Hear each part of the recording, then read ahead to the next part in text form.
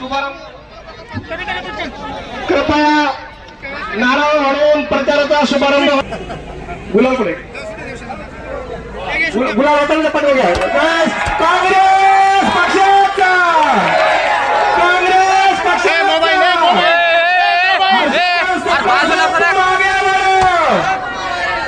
राहुल भैया तुम आगे बढ़ो आदित्य भैया तुम आगे बढ़ो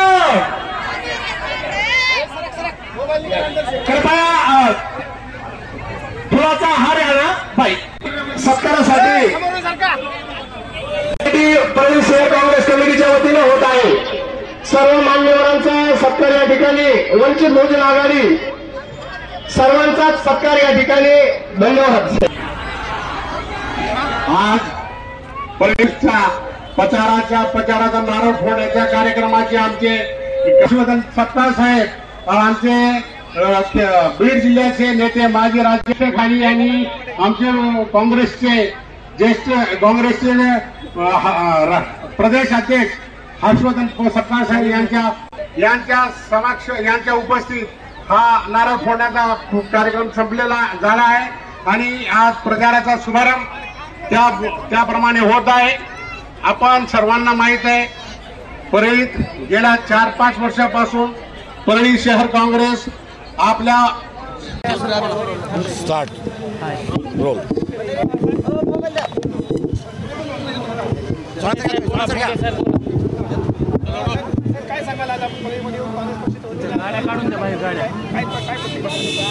परळी या गावामध्ये काँग्रेस या ठिकाणी लढत आहे आणि काँग्रेसचा या ठिकाणचा सद्भावनेची जी साथ घातली आहे त्या अनुषंगाने आम्हाला आशा आहे की या ठिकाणची गुंडागर्दी या ठिकाणचा भ्रष्टाचार या ठिकाणच्या विकृतीला मुठपाती द्यावी करिता या निवडणुकीत आम्ही मैदानात परळी या ठिकाणी उतरलो आहोत। सर साधारणतः महाराष्ट्रामध्ये अनेक ठिकाणी महाविकास आघाडी एकत्र लढत आहे परंतु परळीमध्ये चित्र म्हणजे वेगळं चित्र आहे काय सांगा?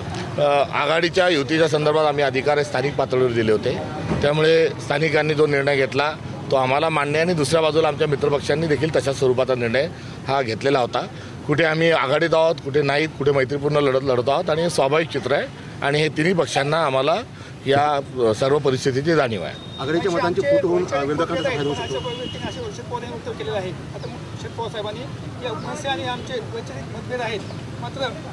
भाजपला हटवण्यासाठी आम्ही एकत्र लढतोय। त्यांची असणारी ती व्यक्तिगत त्यांच्या पक्ष म्हणून भूमिका आहे। ते ज्येष्ठ नेते आहेत महाराष्ट्राचं जाणतं नेतृत्व आहे त्यांनी व्यक्त केलेली भावना आहे। इतपर स्थानिक आमचं जे संघटन आहे मुंबई जे प्रांत आहे ते मुंबई प्रांताची मंडळी या संदर्भामध्ये निर्णय घेतील। आघाडीच्या मतामध्ये फूट होऊन ती विरोधकांचा फायदा होऊ शकतो। नाही आघाडीच्या अनुषंगानं अशा प्रकारचा कुठलाही अपप्रचार जो होत आहे तो चुकीचा आहे कारण खूप ठिकाणी महायुती वेगवेगळी लढत आहे त्यामुळे या स्थानिक पातळीवरच्या स्थानिक मुद्द्यांच्या अनुषंगाने असणारी निवडणूक आहेत असा कुठलाही भाग नाही। बघा मनसेच्या अनुषंगाने वारंवार जो विचारला जाणारा प्रश्न आहे हा अनाकलनीय आहे त्या संदर्भामध्ये स्पष्ट स्वरूपाची भूमिका आम्ही वारंवार मांडलेली आहे।